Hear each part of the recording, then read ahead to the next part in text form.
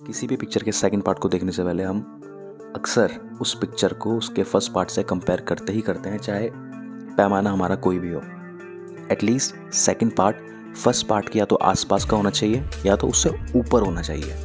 लेकिन अगर second part first part से थोड़ा भी नीचे हुआ तो हर बार सेकंड पार्ट हमें डिसअपॉइंट ही करता है मूवीज़ को कंपेयर नहीं करना चाहिए, लेकिन हम एक ही फ्रेंचाइजी की मूवी को उसी के फर्स्ट पार्ट से कंपेयर कर सकते हैं।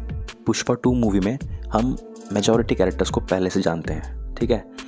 तब भी पुष्पा 1 में आपको उन कैरेक्टर्स को देखने में ज़्यादा मज़ा आता है, क्योंकि मूवी इस इंटेंशन से बनाई गई कि उनको एक स्टोरी दिखानी है, लोगों को एक कहानी दिखानी है पुष्पा राज नाम के कैरेक्टर के ऊपर कि वो क्या है, क्यों है, कैसा है टाइप में। जबकि पुष्पा 2 मूवी में साफ साफ पूरी मूवी देखते देखते आपको लगेगा कि यार पुष्पा 1 इतनी बड़ी हिट थी, इसलिए इन्होंने पुष्पा 2 में थोड़ा सा कह सकते हो ढिलाई करी हुई है। क्योंकि अगर एक्शन सीन्स की भी मैं बात करूँ तो पुष्पा 2 के जो एक्शन सीन्स हैं वो पुष्पा 1 की कंपैरिजन में ऐसा लगता है बस 2x 3x कर दो एक्शन को। अगर पहले पार्ट में पुष्पा 4 लोगों को मार रहा है तो इस वाले पार्ट में 8-10 को मारेगा, वो भी और आसानी से। जबकि मूवीज़ में ऐसा होता है, लेकिन उसके लिए आपको इंटेंसिटी इतनी भी ज़्यादा नहीं बढ़ानी एक्शन की कि वो हद से ज़्यादा ओवर लगे। जैसे पुष्पा 1 में भी बहुत सारे सीन थे जिसमें लगता है कि जिसमें एक्शन ओवर द टॉप हो रहा है, लेकिन इस सब मूवी में चलता है।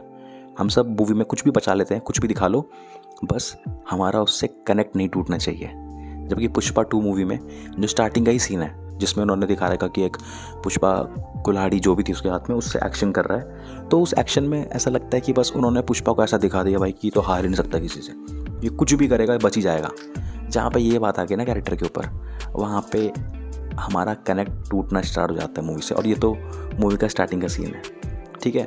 रही बात पुष्पा 1 की, तो पुष्पा 1 के हिट होने के पीछे बहुत सारे रीजंस। एक तो उसकी स्टोरी अच्छी थी, कैरेक्टर्स अच्छे थे, कहानी इम्पैक्टफुल थी और उसके गाने भी बहुत अच्छे थे, है ना। जब पुष्पा के 2-3 गाने बहुत ज़्यादा ट्रेंड होने लगे तो उसके बीच बीच में जो पिक्चर के पोर्शंस थे ना, जैसे श्रीवल्ली गाने में दिखाते हैं कि पुष्पा का एंगल दिखाते हैं श्रीवल्ली के साथ, तो उन चीज़ों को देखकर मुझे लगा कि यार हाँ यार, ये मूवी थोड़ा देखने लायक हो सकती है। तो फिर उस वजह से मैंने मूवी को देखा और मुझे मूवी बहुत पसंद आई, ठीक है। जबकि पुष्पा 2 मूवी में कोई भी ऐसा गाना नहीं है मूवी का जो आप कह सकते हो कि पहले पार्ट के सबसे लीस्ट फेवरेट गाना होगा जो लोगों का, उसके भी आसपास का हो। पुष्पा 2 के गाने आपको ऐसा लगेगा कि जैसे आप साउथ प्लस भोजपुरी कोई सॉन्ग देख रहे हो। कोई सर पैर नहीं है, कोई स्टोरी से लेना देना नहीं है, बस डाल दो, एक गाना डालना है। जैसे फर्स्ट पार्ट में एक आइटम सॉन्ग था, तो सेकंड पार्ट में भी क्योंकि फर्स्ट पार्ट का आइटम सॉन्ग बहुत फेमस हुआ, तो उसी इम्पैक्ट को दोबारा क्रिएट करने के लिए उन्होंने ज़बरदस्ती का सेकंड पार्ट में एक आइटम सॉन्ग डाला हुआ है जिसकी कोई ज़रूरत नहीं थी। वो देखते हुए भी पता चल जाता है कि जानबूझ के डाला हुआ है गाना। ऐसे बहुत सारे गाने हैं मूवी में, इक्का दुक्का एक गाना शायद से जो शायद बीच में, वो गाना थोड़ा बहुत ठीक ठाक है, बाकी कोई भी गाना मूवी का ऐसा इम्पैक्टफुल नहीं है। हाँ, आप उनको अलग से सुनोगे तो आप थोड़ा बहुत टाइम पास हो जाएगा, लेकिन मूवी से उन गानों को कोई लेने देना भी नहीं है। अगर पिक्चर देखते देखते बीच में जो गाने आते हैं वो गाने अगर कहानी से रिलेटेड या अच्छे नहीं हुए तो आप पूरी तरह डिस्कनेक्ट फील करते हो कहानी से, जो कि पुष्पा 2 मूवी में बार बार हो रहा था। देखो, एक तो पहले से इतनी बड़ी मूवी है, ऊपर से बीच में ऐसे ऐसे गाने डाले हुए हैं कि वो ऐसा होता है कि यार कब ख़त्म होंगे गाने। अगर मैं इस मूवी को सम अप करूँ कि मूवी कैसी है, तो मैं आपको इतना कहूँगा कि पुष्पा 2 पुष्पा 1 से सिर्फ लेंथ में बड़ी है, बाकी इम्पैक्ट में उसके आधे के आधे की आधी भी नहीं है, ठीक है। पुष्पा 1 के कंपैरिजन में पुष्पा 2 में कोई भी ऐसा गाना नहीं है जो आपको मज़ा आएगा सुनने में या फिर आपको यादगार रहेगा, ठीक है।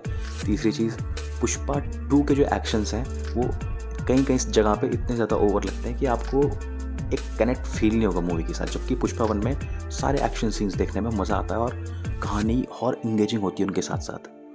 चौथी चीज़ जो सबसे ज़्यादा इम्पॉर्टेंट पार्ट प्ले करती है कि हमें कहानी में आगे क्या होगा ये जानने की क्यूरियोसिटी हमारे अंदर होना।